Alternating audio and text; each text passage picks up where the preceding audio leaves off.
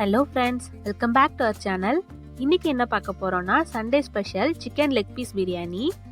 இதுக்கு leg piece நான் வாங்கிட்டு கடையில் வாங்குறப்பவே இந்த மாதிரி நடுவில் கீறி விட்டு வாங்கிக்கோங்க. நான் பீஸை இந்த மாதிரி ஸ்கின்னோடவே ஆட் பண்ணிக்க போகிறேன். பிரியாணி நல்லா டேஸ்ட்டாக வரும்.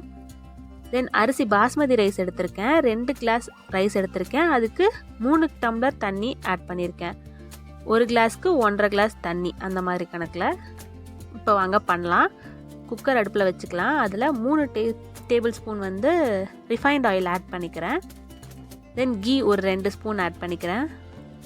இதெல்லாம் நல்லா காஞ்சதுக்கப்புறம் பட்டை ஒரு 2 துண்டு ஆட் பண்ணிக்கிறேன். கிராம்பு ஒரு 5-6 கிராம்பு ஆட் பண்ணிக்கிறேன். பிரியாணி இலை 2 ஆட் பண்ணிக்கிறேன். ஏலக்காய் 2 ஆட் பண்ணியாச்சு.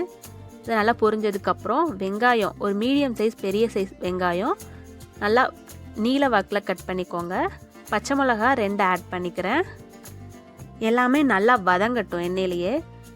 பிரியாணிக்கு வெங்காயம் நல்லா வதங்கணும். அப்போ தான் பிரியாணி நல்லா டேஸ்ட்டாக இருக்கும்.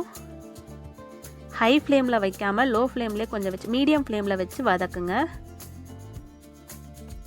கோல்டன் ப்ரௌன் கலர் வர வரைக்கும் நல்லா வதக்கிக்கலாம். இதுக்கு எப்படியும் ஒரு 2-3 மினிட்ஸ் ஆகும்.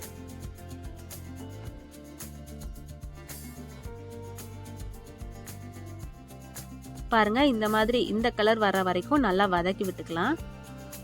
இப்போ இதில் இஞ்சி பூண்டு பேஸ்ட் ஆட் பண்ணிக்கலாம். 2 ஸ்பூன் இஞ்சி பூண்டு பேஸ்ட் ஆட் பண்ணிக்கிறேன்.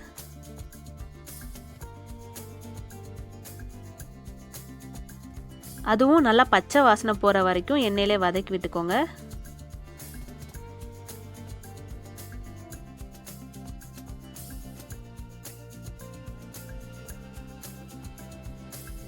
இப்போ நல்லா வதங்கிடுச்சு.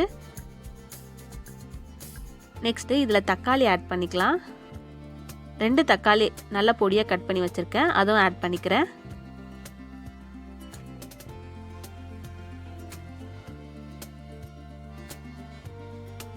பிரியாணிக்கு தேவையான உப்பு இந்த ஸ்டேஜில் ஆட் பண்ணிக்கலாம். நான் கையில் போட்டே உப்பு போட்டு பழகிட்டேன். இது 3 டேபிள் ஸ்பூன் அளவு உப்பு இருக்கும். அந்த அளவுக்கு ஆட் பண்ணிக்கோங்க. தக்காளியும் சீக்கிரம் வதங்கிடும்.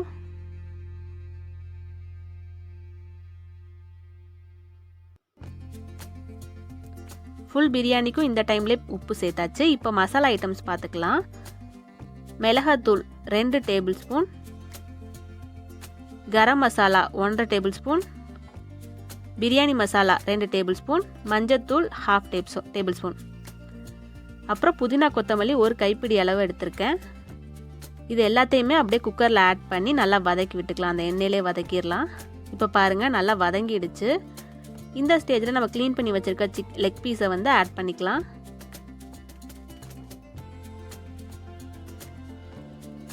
அது எல்லாமே எண்ணெயிலே நல்லா வதக்கி விட்டுக்கோங்க.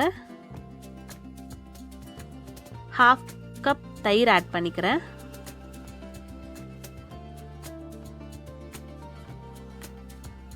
ஒரு 1/2 லெமன் புழிஞ்சு விட்டுக்கோங்க.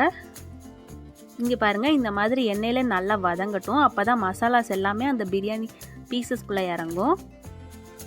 எப்போவுமே பிரியாணியில் இருக்க பீசஸ் மசாலா இல்லாமல் தனியாக எடுத்து வச்சுருவாங்க. இந்த மாதிரி பண்ணோன்னா நல்லா மசாலா பீசஸ்குள்ளே இறங்கி நல்லா டேஸ்ட்டாக இருக்கும். இந்த ஸ்டேஜில் நம்ம ஊற வச்சுருக்கோம்ல அரிசி, அதை ஆட் பண்ணிக்கலாம்.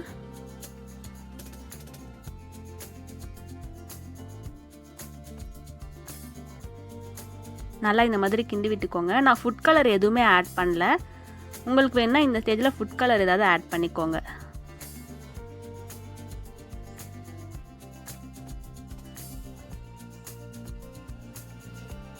உப்பு கரெக்டாக இருக்கான்னு செக் பண்ணி பார்த்துக்கலாம்.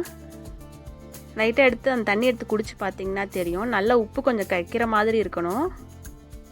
அப்போ தான் பிரியாணியில் கரெக்டாக இருக்கும் உப்பு.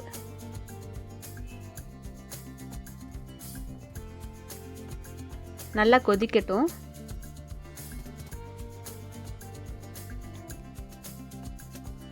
அந்த தண்ணியெலாம் கொதித்து நல்லா இந்த மாதிரி வற்றுனதுக்கப்புறம் அடுப்பை சிம்மில் வச்சுட்டு நல்லா சிம்மில் வச்சுக்கோங்க. வச்சுட்டு குக்கர் லிட்டு போட்டு க்ளோஸ் பண்ணிக்கலாம். ப்ரெஷர் போட்டு விட்டுருங்க. கரெக்டாக 7 to 8 மினிட்ஸ் நல்லா அடுப்பு சிம்லே வச்சுருங்க. 8 மினிட்ஸ்க்கு அப்புறம் ஆஃப் பண்ணிடலாம். ஆஃப் பண்ணிட்டு ஒரு 20-25 மினிட்ஸ்க்கு அப்புறம் ப்ரெஷர் போனதுக்கப்புறம் ஓப்பன் பண்ணி பார்க்கலாம்.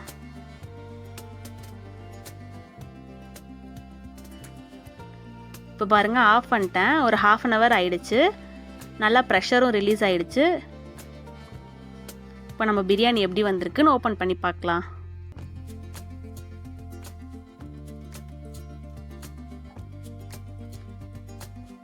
பாருங்க, சூப்பராக ரெடி ஆயிடுச்சு. நல்ல ஸ்மெல்லு.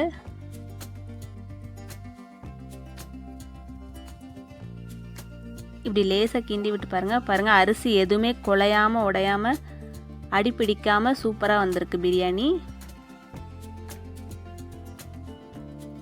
ரொம்ப கிண்டக்கூடாது.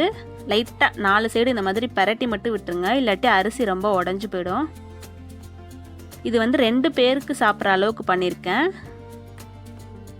நீங்களும் இதே மாதிரி வீட்டில் ட்ரை பண்ணி பாருங்கள். எப்படி வந்ததுன்னு கமெண்ட் பண்ணுங்கள். நம்ம சேனல் ஃபஸ்ட் டைம் பார்க்குறீங்கன்னா மறக்காமல் சப்ஸ்கிரைப் பண்ணிக்கோங்க. பக்கத்தில் இருக்க பெல் ஐக்கானும் ப்ரெஸ் பண்ணிக்கோங்க. நம்ம பிரியாணி ரெடி.